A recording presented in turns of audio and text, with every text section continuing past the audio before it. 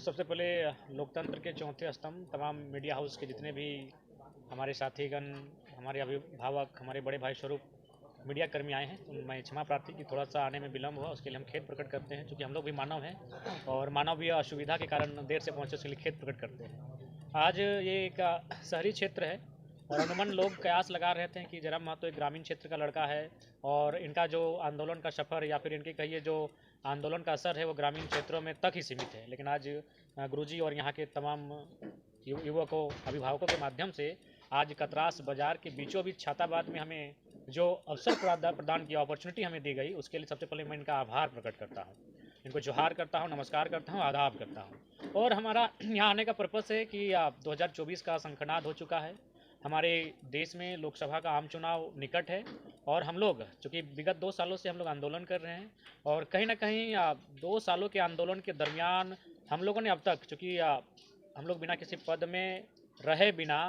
लगभग 50 से अधिक मजदूर ऐसे हैं जो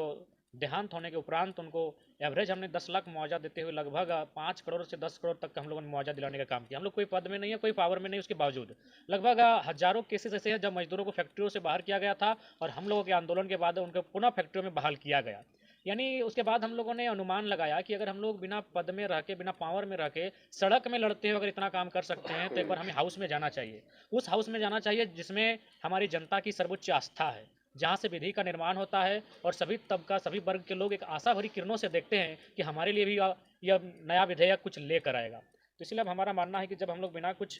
पद में रहे बगैर अगर लोगों के लिए इतना लड़ सकते हैं, तो सदन में जाकर जब हमारी आवाज़ को एक संवैधानिक ढंग से हम लोग को रखने का मौका मिलेगा, तो शायद इस राज्य के लिए, इस क्षेत्र के लिए और खासकर कोयलांचल के लिए तो बहुत बेहतर होगा। क्योंकि इस बात को आपको मानना होगा, कोयलांचल में कोयला के मामलों को लेकर जिस प्रकार से मैंने आवाज़ उठाया है, शायद ही कोई उठा पाता है। टाटा के खिलाफ हो, वेदांता के खिलाफ हो, या फिर जो भी तमाम फैक्ट्रियां संचालित हो रही है उनकी जो गलत नीतियां हैं, उसकी जिस प्रकार सार्वजनिक प्लेटफॉर्म पर मैंने आलोचना की है, मैंने जो तर्क संगत बातों को प्रस्तुत किया है, ये शायद ही कोई पॉलिटिकल लीडर कर पाता हो। तो इसलिए अब 2024 का लोकसभा चुनाव को मद्देनजर रखते हुए और चूँकि ये गिरिडीह लोकसभा के अंतर्गत आने वाला क्षेत्र, ये वाघमारा विधानसभा है और चूँकि मैं भी गिरिडीह लोकसभा से बिलोंग करता हूं और उम्मीद है कि हमारे संगठन के साथी ऐसा चाहते हैं कि हम लोकसभा की उम्मीदवारी को प्रस्तुत करें, तो लिहाजा अगर गिरिडीह लोकसभा को हम चयन करते हैं तो उसके हिसाब से ये कतरास का क्षेत्र, बाघमारा का क्षेत्र हमारे लिए काफ़ी निर्णायक और अहम होगा। अतः यहाँ के जो अभिभावक हैं उनका आशीर्वाद लेने के लिए, उनसे जानने के लिए कि किन समस्याओं को हम लोग पटल पर रख सकें, जिन कारण लोगों को वोट प्राप्त करें और उन पर हम लोग आगे बढ़ सकें, तो चर्चा, परिचर्चा, चिंतन मंथन का कह सकते हैं, एक छोटा सा कार्यक्रम रखा गया था जिसमें आज हम लोग आए हैं और उम्मीद करते हैं आज यहाँ से जो भी कुछ सीख कर जाएंगे, जो भी हासिल करके जाएंगे, वो हमारे लिए 2024 का जो लोकसभा निश्चय गांडे का चुनाव हमें लड़ना चाहिए। और मेरा मानना है कि अब हमें ही नहीं,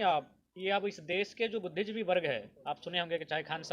सर को फॉलो कीजिए, ओझा सर को, या फिर डॉक्टर विकास दिव्य कीर्ति को, अभी ये शिक्षा के क्षेत्र में बहुत ही जाने माने लोग हैं जो बेहतर काम कर रहे हैं। उनका भी मानना है कि पढ़े लिखे यूथ को पॉलिटिक्स में आना चाहिए। देखिए, चूँकि धनबाद मेरा जिला है लेकिन मेरा क्षेत्र गिरिडीह लोकसभा है और चूँकि इस बात को थोड़ा स्वीकारना होगा कि अभी फिलहाल जो राज्य में परिस्थिति है उसमें कहीं ना कहीं